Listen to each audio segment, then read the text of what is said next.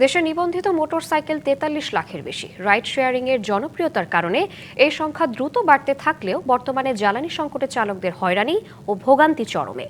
কোম্পানিগুলো নানা অফার দিলেও তেল সংকটে বাইক বিক্রি স্থবির হয়ে পড়ায় বড় চাপের মুখে এই খাতের ব্যবসায়ীরা।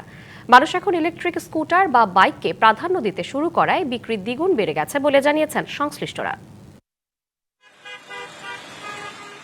এক মাসেরও বেশি সময় ধরে ফিলিং স্টেশনগুলোতে মোটরসাইকেলের এমন দীর্ঘ লাইন, কর্মঘণ্টা নষ্ট সহ নানা সংকটের মুখোমুখি চালকরা এখন নিজের বাইকের প্রতি বিরক্ত। জ্বালানি সংকটকেই বড় হয়রানি ও ভোগান্তির কারণ মনে করছেন বাইক চালকরা। যদি এইভাবে চলতে থাকে দেশ, তাহলে আমি নিজেও আমার বাইক বন্ধ করে আমি একটা সাইকেল কিনে নিব। আজকে আমি বাসা থেকে বেরোইছি, আমি এই অনিশ্চয়তা নিয়েই বেরোইছি যে আমি এখন আমার গন্তব্যস্থলে পৌঁছাতে পারবো কি পারবো না। রাইড শেয়ারিং এর জনপ্রিয়তার কারণে যেসব বেকার তরুণ মোটরসাইকেলে কেনার কথা ভাবছিলেন, তারাও এখন মুখ ফিরিয়ে নিচ্ছেন। তেল নিতে গিয়ে যদি 6 ঘন্টা 7 ঘন্টা 8 ঘন্টা চলে যায়, অনেকে দেখি সারা রাত দাঁড়িয়ে থাকে। তার যেমন কর্মঘণ্টা নষ্ট হচ্ছে, তার ফ্যামিলি টাইম নষ্ট হচ্ছে। সাধারণ মানুষজন আসলে অতিরিক্ত বিরক্ত। রাজধানীর মোটরসাইকেল শোরুমে আগের মতো বিক্রি নেই। কর্তৃপক্ষ বলছেন, বৈশ্বিক পরিস্থিতি ও তেল সংকটের চাপের মুখে এই শিল্প খাত। জিওপলিটিক্যাল ইস্যুতে ফুয়েল ক্রাইসিস যে ইস্যুটা, তো ওভারঅল এই কারণে মার্কেটে একটা স্থির দেখা গিয়েছে। ফুয়েল পাওয়া যাচ্ছে না, আমি যদি বাইকটা কিনি, একটা নতুন বাইক নিয়ে আমি কীভাবে চালাবো।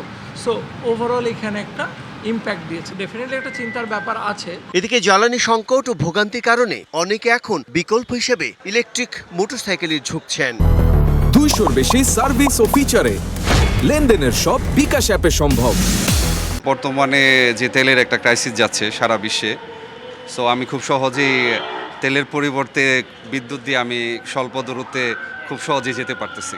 এছাড়া খরচ কম হয়, স্বল্প দূরত্বে যাতায়াতে এখন ইলেকট্রিক স্কুটার বা বাইককে বেশি প্রাধান্য দিচ্ছেন। ফলে ইলেকট্রিক বাইকের বিক্রি বেড়ে গেছে দ্বিগুণ। ফুয়েল সংকটের কারণে ইলেকট্রিক মোটরসাইকেলের সেলস অলমোস্ট ডাবল হয়েছে আর কি।